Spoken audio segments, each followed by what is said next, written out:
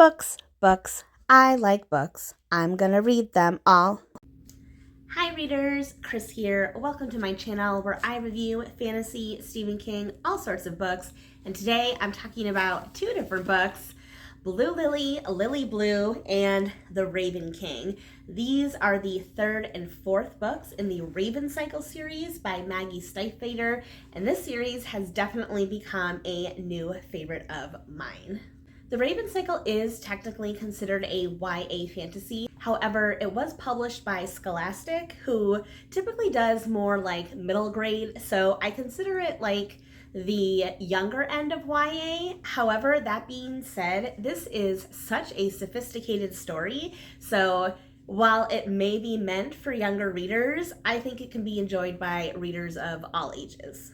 I've already talked in depth about this world in my reviews of the first two books, The Raven Boys and Dream Thieves, but just a quick setup in case you're not familiar with this series at all.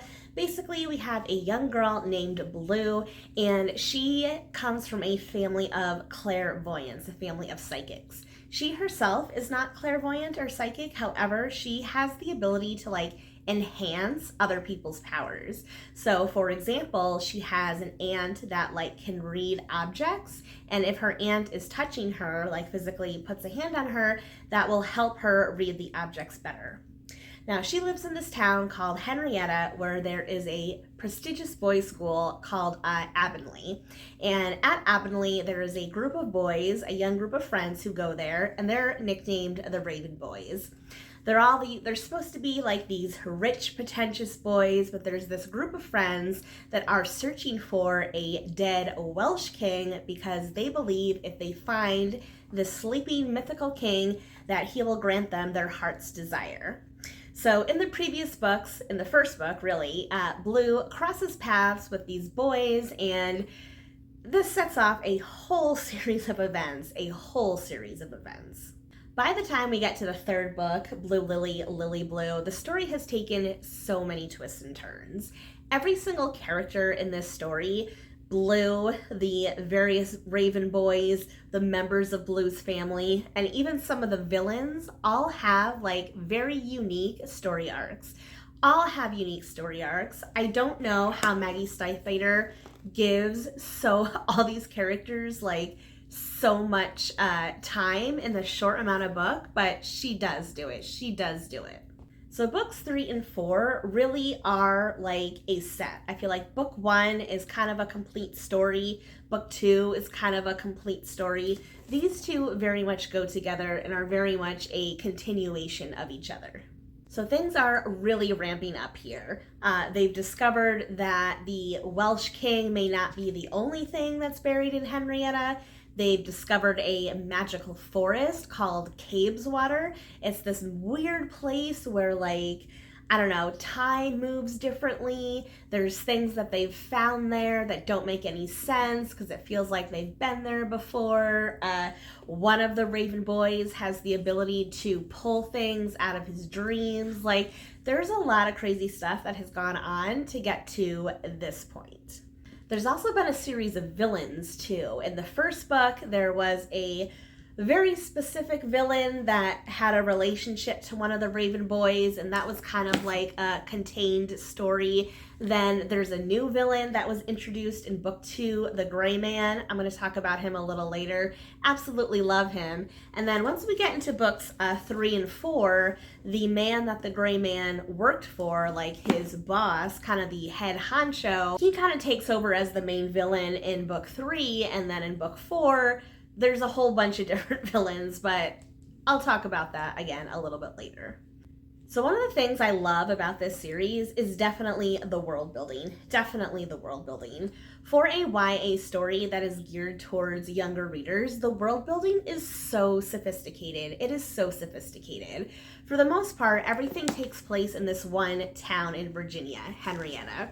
And Henrietta is not like any other town because Henrietta basically has what they refer to as ley lines that run through the town. And these are basically psychic highways. These are psychic lines in the earth, in the world, that either help amplify power, that attract power. Like, it's a really powerful place. And that's why they think that this king is buried here, because it's such a place of psychic power. And within Henrietta, if that wasn't, if the town itself wasn't cool enough, which it is, Cabeswater as a location, this concept of a magical forest, like, is just really, really cool. And it's hard to explain without getting into details, but when they first come across Cabeswater, they're like, it's a magical forest. We don't know why it's here. It's kind of like it just randomly appears sometimes. Sometimes it doesn't even appear in the same place. Once you get to the end of the Raven King, you really understand why the forest is there, where it came from, what its purpose is, and I think that's super, super, super fun. Maggie Steifvater just does such a good job bringing these worlds to life. Such a good job. Even though most of the story is spent, with our characters doing very specific, things, I think you really do get a feel of, like, this town. You do get a feel of, the boys that go to this school, and they're seen as these, like, rich, snobby, entitled boys, and some of them are, but some of them aren't, because there's also another side of the town. For example, one of the Raven boys, Adam, he's at the school on a scholarship. He actually comes from a very poor family, like what you would consider, quote unquote, like white trash, like from a trailer home. He has an abusive father. Like, he is very much feels like an outsider, like he doesn't belong because he doesn't have the money and the resources that the other boys do. So I feel like in that way, Henrietta is like any town in America. You have the one side where you have the haves, and then you have the other side where you have the have-nots. And again, amazing writing bringing this to life, so you really feel like this town, the people in it, and it could be a place that you've been before. Another thing I love about the series, and probably the number one thing I love about the series, are the characters.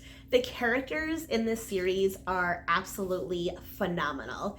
Each character is unique. Each character has their own agency. Each character has their own hopes and dreams, and you get to know them all intimately. Starting with Blue. Blue is such a fascinating character, especially in the earlier books, because like I mentioned, because she doesn't really have a quote-unquote power, but everyone else in her family does. So it's almost like Maggie Steifvater took the whole chosen one trope and kind of flipped it, because Blue is like the opposite of a chosen one. She's the one that doesn't have any powers. Like, it's really funny and it's really bizarre. So the other thing about Blue that you learn in the very first book, like right in the beginning of the book, is that ever since she was a child, she has been told that if she ever kisses her true love, they will die. And throughout the series, this is a source of conflict for Blue.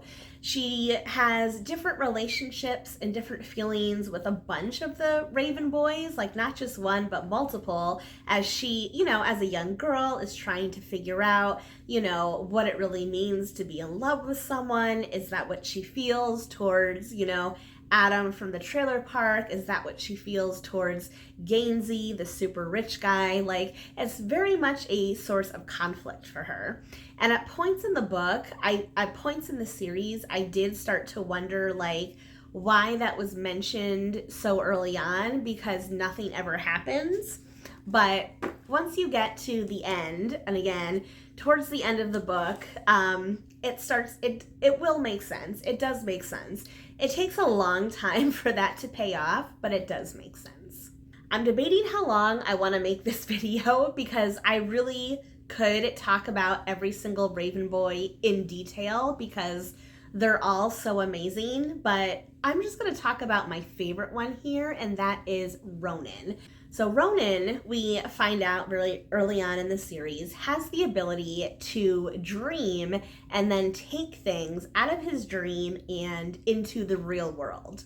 So, for example, he borrows his friend's car at one point, ends up destroying the car. He dreams up a new car and gives the new car to his friend. So he has the ability to take things out of his dream world and into the real world, which is super cool. Super cool, super great ability, super, super fun. Ronan's whole deal, though, is like Ronan's had a very interesting past, a very interesting story. He had a father who his father passed away when he was young, and that really affected him. It really makes him kind of closed off at times, and he spends a lot of the series kind of being this angry boy where, yes, he's friends with everyone, but he's also like very standoffish. His first reaction, like defense mechanism, is to be like sarcastic about everything.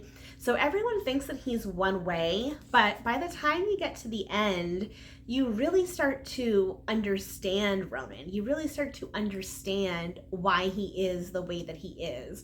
You really start to understand why Ronan feels like such an outsider, why he feels like he has to be angry towards people, why he feels like he has to do these things to protect people. I think Ronan is such a fascinating character, and he was definitely one of the characters that I was hoping for something to happen romantically with him. And I'm really, really pleased with how his story turned out, because he was definitely one of my favorites.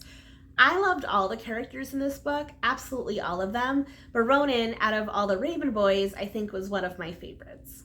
So now let me talk about the villains a little bit. So, what I mentioned earlier, the Gray Man. So the Gray Man shows up in the second book, and he was basically sent to this town because he had heard that someone had this, magic ability, this dreaming ability, and he was gonna hunt down whoever had this ability and like either kill them or bring them back to his boss.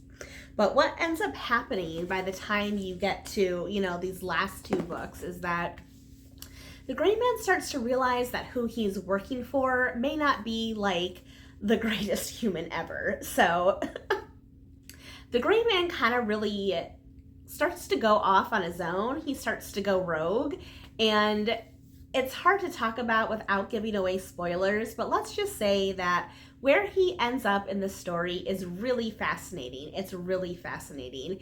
And I think it's such a fun turn to take him as a villain and turn him into something a little bit different. And I think that was really fun. So the boss that he's working for, this guy whose name is escaping me at the moment, I'll put it up here during editing, but this boss has a wife that we meet. I think we met her in book 2. It might have been in book 3. But he has this wife, this woman named Piper. And when Piper is first introduced, I'm like, why is she here? Like, the interactions that these two characters have, like, the big evil boss guy and his, like, spunky, scrappy wife are, like, really bizarre and funny. And they kind of seem silly. But once we get into the later books here, you really start to realize why Piper is there. And I think what happens to her and her story arc is really fascinating, because she's someone that doesn't even seem like a villain, but she kind of turns into one, but not in the way that you would think. Like, her story is absolutely fascinating. I could really say that about all the characters in this book. All of their stories are fascinating. Every single character in here has a complete story arc. Every single one. Blue, the Raven Boys, the villains, even the members of Blue's family. Like I said, Blue has a mother, she has an aunt, there's a best friend in there. Like, every single person in this book has a story arc, has a purpose. And that is just, not only is that great writing, but it's just really fun as a reader to get to spend all the time with these characters and be there with them on these journeys.